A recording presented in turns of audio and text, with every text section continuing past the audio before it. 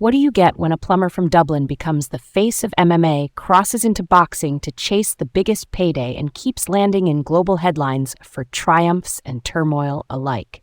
Today we're diving into the world of Conor McGregor.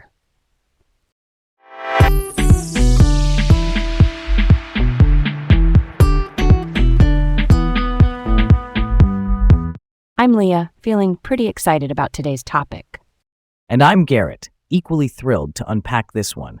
Welcome to Laid Back Learning with Leah and Garrett. Today's topic is Conor McGregor, from cage to global stage. I remember watching Conor's 13-second knockout of Jose Aldo live. Jose Aldo, by the way, is a legendary Brazilian featherweight champion. It was the fastest title fight finish in UFC history, and the room just erupted. Not gonna lie, that moment kind of stamped me as a lifelong fan of the spectacle side of MMA. Let's open the book on this. Conor Anthony McGregor is an Irish mixed martial artist and former professional boxer. He is known for precision striking and a counter-based style, especially a powerful left hand from a southpaw stance, meaning his right foot and right hand are forward. He became the first UFC athlete to hold two titles at the same time, featherweight and lightweight, and he is widely considered MMA's biggest pay-per-view draw. Pay-per-view, or PPV, is when you pay specifically to watch a single event. And in terms of cultural crossover, he boxed Floyd Mayweather Jr., who is one of boxing's all-time greats, in 2017. That fight did enormous numbers and basically turned McGregor into a household name way beyond MMA. Here's a simple analogy. Think Bo Jackson or Deion Sanders, athletes who excelled in multiple sports. Even though McGregor's main sport is MMA, the way he jumped to boxing for a mega event is in that spirit of cross-domain stardom. Okay, here we go. From the top. Conor was born in July 1988 in Dublin. He grew up in Crumlin, went to Irish language schools, and started boxing at age 12 at Crumlin Boxing Club to build confidence and deal with bullies. Later, he moved to Lucan and met Tom Egan, who would become the first Irish fighter signed to the UFC. Training with Egan helped nudge Conor from pure boxing toward mixed martial arts. His first amateur MMA fight came in 2007 in Dublin, a first-round TKO. TKO means the referee or doctor stops the fight because a fighter cannot safely continue. That quick win pushed him to turn pro in 2008, where he beat Gary Morris. The same year, he began training at Straight Blast Gym in Dublin under coach John Kavanagh. Kavanagh is a pioneering Irish MMA coach, and that partnership became a constant through Conor's rise. Early on, he had setbacks that shaped his development. He lost by knee bar to Artemy Sitenkov at featherweight, and later by arm triangle choke to Joseph Duffy at lightweight. Those submission losses highlighted gaps in his grappling. There was even a moment in 2008 when he considered leaving the sport, and his mother reached out to Kavanagh to encourage him to continue. That's a very human turning point. From 2011 to 2012, he caught fire. He won 8 in a row and captured both the Cage Warriors featherweight and lightweight titles. Cage Warriors is a major European MMA promotion. Holding 2 belts there at the same time was a big deal and a preview of what he would do later in the UFC. That run caught the attention of UFC President Dana White, who is the longtime public face of the promotion. After a visit to Dublin in 2013, where fans kept telling him to sign McGregor, Dana offered Conor a contract.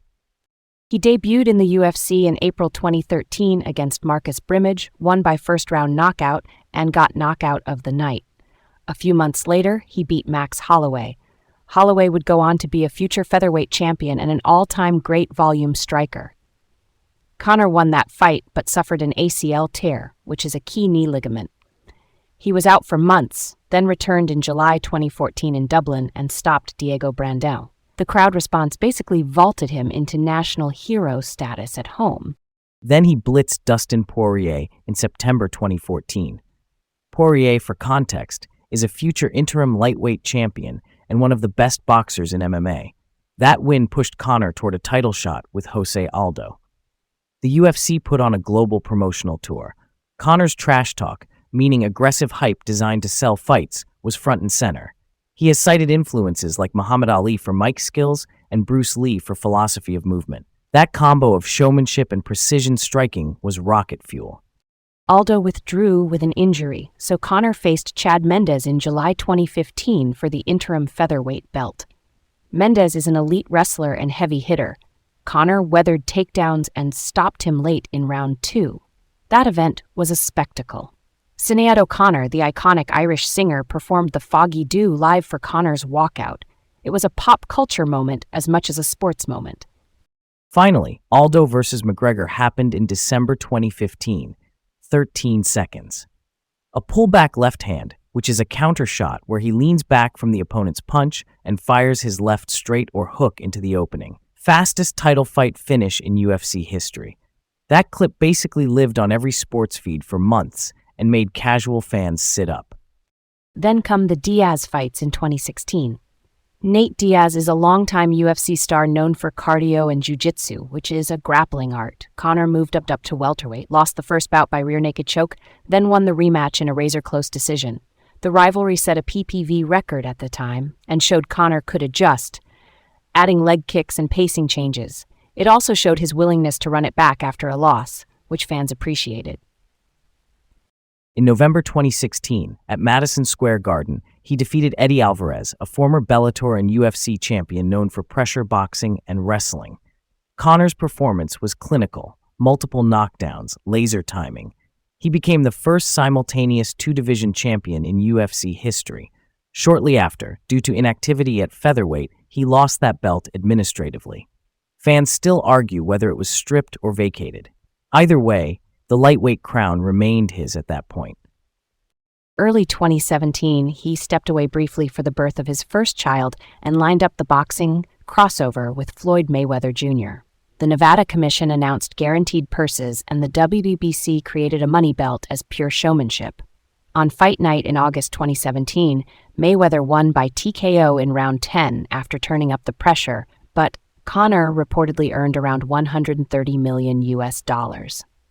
The event did about 5.3 million PPV buys across the US and UK, which is enormous for any combat sport.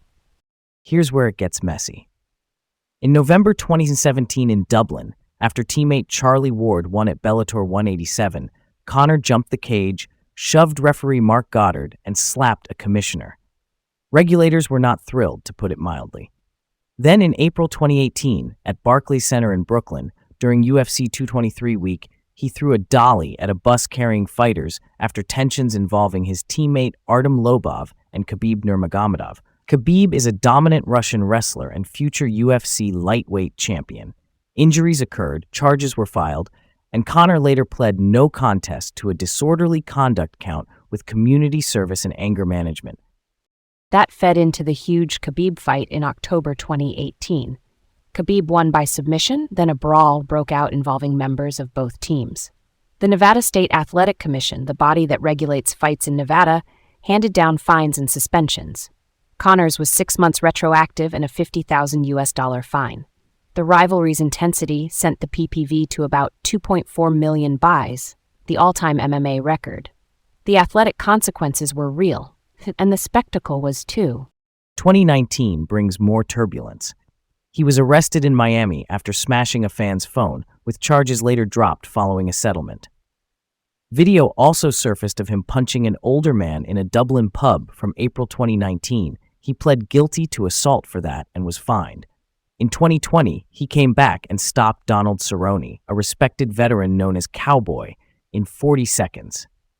Then in 2021, he lost twice to Dustin Poirier, including breaking his lower tibia in July. That injury meant surgery and a long layoff. He also faced multiple driving-related issues in Ireland, culminating in a 2-year driving ban and a suspended sentence in 2024. In 2023, he coached The Ultimate Fighter opposite Michael Chandler, an American lightweight contender known for explosive wrestling and heavy hands. The planned 2024 fight fell through after Conor broke a toe, and UFC 303 was canceled for that matchup. Around the same period, he appeared at an NBA Finals game in a promotional skit with the Miami Heat mascot. The performer needed brief hospital care after a second punch. It was described afterward as a skit, but the second strike drew headlines. On the legal front, there were also serious matters.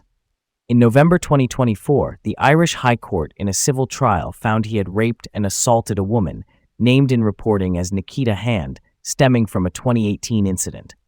Civil court uses a lower standard of proof than criminal court, typically called the balance of probabilities, meaning more likely than not. Damages and costs were ordered.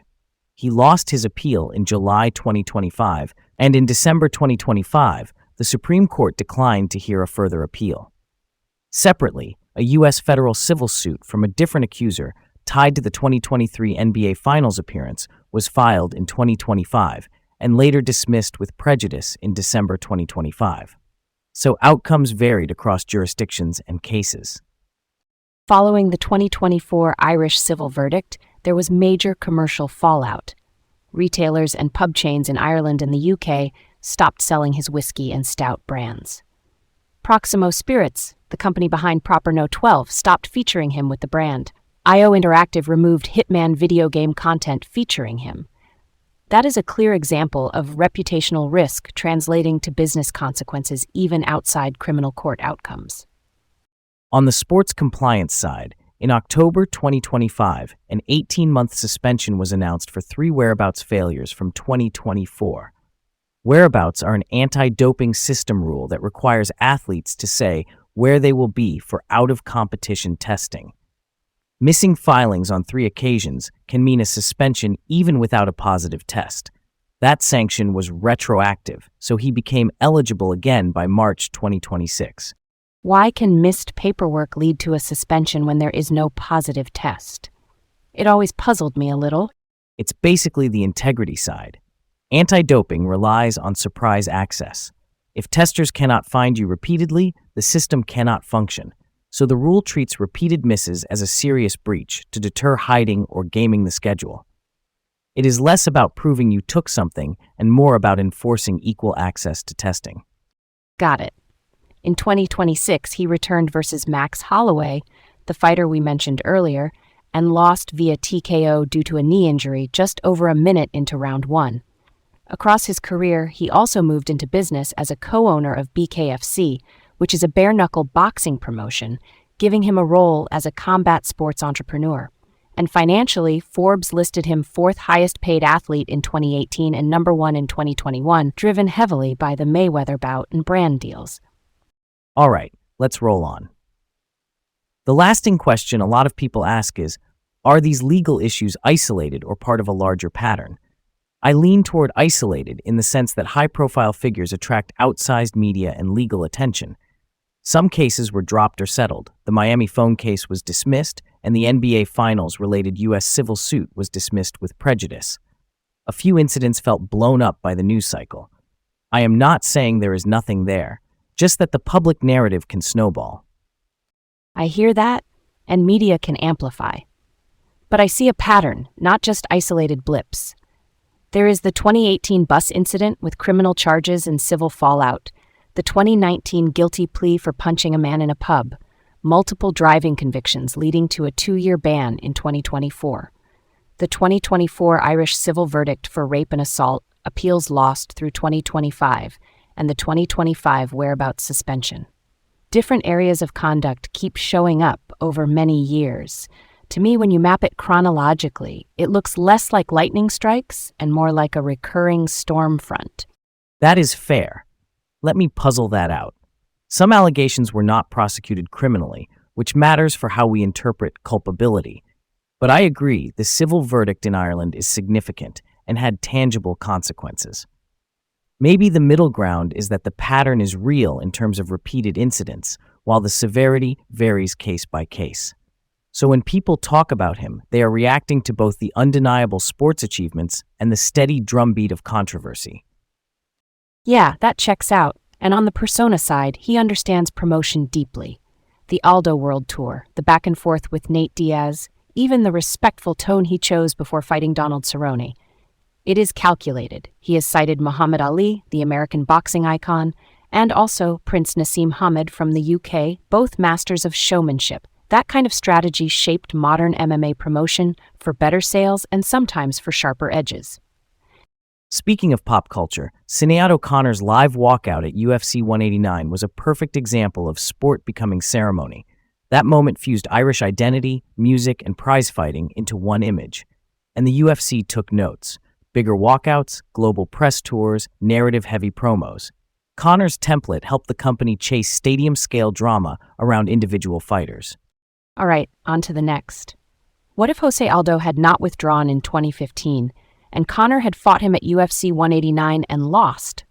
If that happened, the interim title shot against Chad Mendes never materializes. The live walkout still happens, but without the same iconic win, and his momentum might have cooled.